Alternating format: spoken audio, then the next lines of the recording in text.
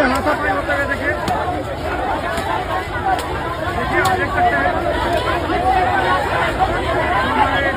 इस तस्वीर को देखकर आप समझ गए होंगे कि किस तरह से यानी छात्रों के ऊपर अत्याचार हो रहा है, जैसे कि ये देशद्रोही हो। यानी अपने हक की जब भी मांग करेंगे तो आपके ऊपर इसी तरह से लाठी चार्ज किया जाएगा जैसे कि आप कोई आतंकवादी हो। जी हाँ, आपने सही सुना, ये वो छात्र हैं जो कि अपने जीवन के लिए स्ट्रगल कर रहे हैं, जो कि एक डिग्री ले चुके हैं और अपनी पद के लिए सरकार से गुहार लगा रहे हैं कि आप मुझे आवेदन करने का मौका दीजिए, आप उस बहाली को निकालिए जिस बहाली का आपने 20 अप्रैल तक वादा किया था। क्या सरकार अपने वादे को भूल गई है? आखिर हर बार क्यों बिहारियों के साथ और बिहार के बच्चों के साथ ऐसा अत्याचार क्यों किया जाता है? जिस तरह से पुलिसकर्मी बिहार के बच्चे के ऊपर अंधाधुंध लाठी चला रही है, ये देश सवाल पूछ रहा है कि आखिर कब तक, यानी लोकतंत्र देश में कब तक ऐसा यानी कहे तो स्टूडेंट पर जुल्म चलेगा? ऐसा नहीं होना चाहिए। आपको क्या लगता है कमेंट करके ज़रूर बताएं।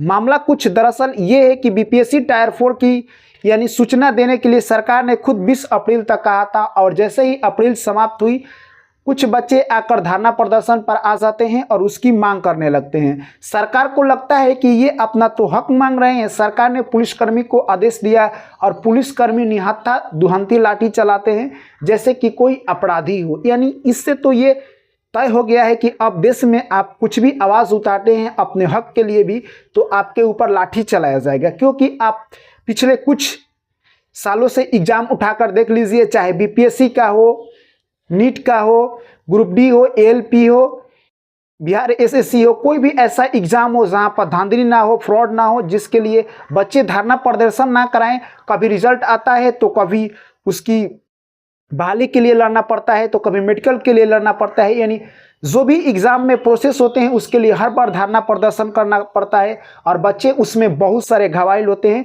कई बच्चे अपने ज़िंदगी से हाथ धो देते हैं। तो क्या देश के लिए ये सवाल खड़ा नहीं होता है कि जो हमारे देश के भविष्य हैं, युवा है, क्या उनके ऊपर सरकार लाठीचार्ज करा रही है अपने पुलिसकर्मी से? ये कब तक जुर्म देश सहता रहेगा लोकतंत्र देश में? यानी जब व्यक्ति अपने हक की बात करे तो उसके ऊपर लाठी चलाया जाए। क्या यही हमारा देश विश्व गुरु बनने की तरफ जा रहा है, या हम एक कदम अपने आप को झूठ का दिलासा दिलाते हुए नर्क की तरफ जा रहे हैं, जहां पर हमारी इतनी सारी आबादी लेते हुए देश उस खाई में जा रहा है जहां से निकलना विश्व की नज़रों में हमें काफ़ी दिक्कत देगा और हम वहां से निकलते निकलते इतने पिछड़ जाएंगे कि वर्ल्ड के बाकी सारे देश हमसे कहीं आगे जा चुके होंगे।